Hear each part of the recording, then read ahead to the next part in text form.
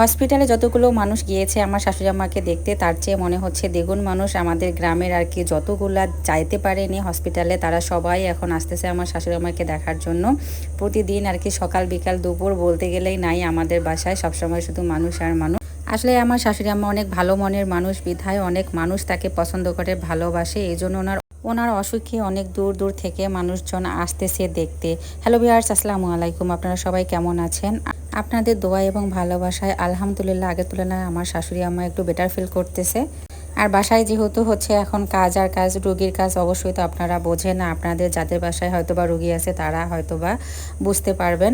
তো এই জন্য আমি এখন একান্তই আর কি ভিডিও করার বেশি সময় পাচ্ছি না, মানে একটু কাজে ব্যস্ত আছি, একটু আমার শাশুড়ি আম্মাকে সময় দেওয়ার চেষ্টা করতেছি। আর এদিক দিয়ে যতটুকু হাতের কাছে পাচ্ছি ততটুকুই আর কি ভিডিও করে নিচ্ছি, মানে কোনোটাই পুরোপুরি ভিডিও করতে পারতেছি না। তো যাই হোক, এই অবস্থায় আপনাদের সঙ্গে আমি শেয়ার করতেছি। শেয়ার না করলে আবার কিন্তু ভালো লাগে না, কারণ প্রতিদিন হয়তোবা আমার যারা শুভাকাঙ্ক্ষী অডিয়েন্স তারা আমার এই ভিডিওর জন্য অপেক্ষা করে।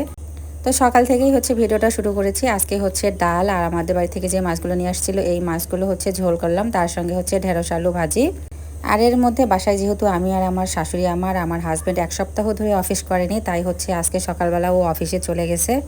আর বাসার সব দায়িত্ব এখন আমাকেই সামলাতে হচ্ছে, ঘরের ভিতরে বাইরে আর কি সব জায়গায়, যেহেতু হচ্ছে একটাই ছেলে আমার শাশুড়ি আমার, আর আমি তার একমাত্র বউ। আর আমার শ্বশুরবাড়িতে আমার একমাত্র গার্ডিয়ানই হচ্ছে কিন্তু আমার শাশুড়ি। আর সে অসুস্থ হয়ে পড়ে আছে মানেই বুঝতেই পারতেছেন, আমার হচ্ছে পুরো আর কি মাথার ছায়াটা নেই বললেই চলে।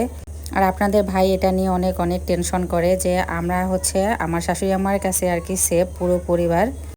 আমার ননসেরা ননদ এবং আমার হাজব্যান্ড সবাই মিলে অনেক অনেক টেক কেয়ার করতেছে আমার শাশুড়ি আম্মার। তো যত্নেই আসলে একজন কিন্তু সুস্থ হয়ে ওঠে, এটাই তার প্রমাণ। তো সবাই একটু আমাদের জন্য দোয়া করবেন, আমরা যেন এই বিপদে ধৈর্য ধরে থাকতে পারি এবং আমার শাশুড়ি আম্মার জন্য সবাই যেন সেবা যত্ন করে যেতে পারি, ওনাকে যেন পুরোপুরি সুস্থ করে তুলতে পারি আল্লাহর রহমতে।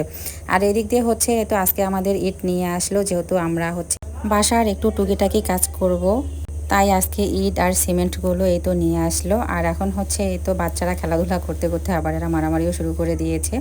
আর এদিক দিয়ে হচ্ছে মাছকেও হচ্ছে খাবার দিয়ে আসলাম। তার মধ্যে হচ্ছে রাতের জন্য এখন রান্নাবান্না করতেছি সিম্পল, দিনের এই সব তরকারি রয়ে গেছে। রাতে শুধু বাচ্চাদের জন্য ডিম ভর্তা আর এই তো কুমারী আলু ভর্তা করে আমার সেজন অনাস আবার হচ্ছে কিছু কুমারী আলু মাছ আর হচ্ছে এই তো দুধ নিয়ে আসছে, তো এর জন্য তাড়াহুড়া করে আবার রাতের জন্য আলু সেদ্ধ বসিয়ে দিলাম, তার সঙ্গে ডিম। তো ভাবলাম যে আলু ভর্তা করি, আর সঙ্গে হচ্ছে দিনের মাছের তরকারি রয়ে গেছে, ডাল আছে, আর তার সঙ্গে হচ্ছে তো আমি শোলকা রান্না করে এর আগে ডিপে রেখে দিয়েছিলাম। তো হচ্ছে কয়েকদিন ধরে আসলে খাওয়া হচ্ছে না, মানে খুব খেতে ইচ্ছে করতেছিল। তো আলু ভর্তা ডিম ভর্তা তার সঙ্গে শোলকাটা হলে ভালোই হবে, তার সঙ্গে অবশ্য মাছ আছে।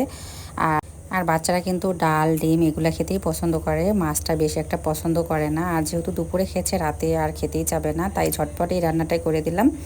তো সবাই একটু বেশি বেশি দোয়া করবেন আমাদের পরিবারের জন্য। আজকের ভিডিওটা এ পর্যন্তই, সবাই ভালো থাকবেন সুস্থ থাকবেন, আল্লাহ হাফেজ, শুভরাত্রি, আসসালামু আলাইকুম।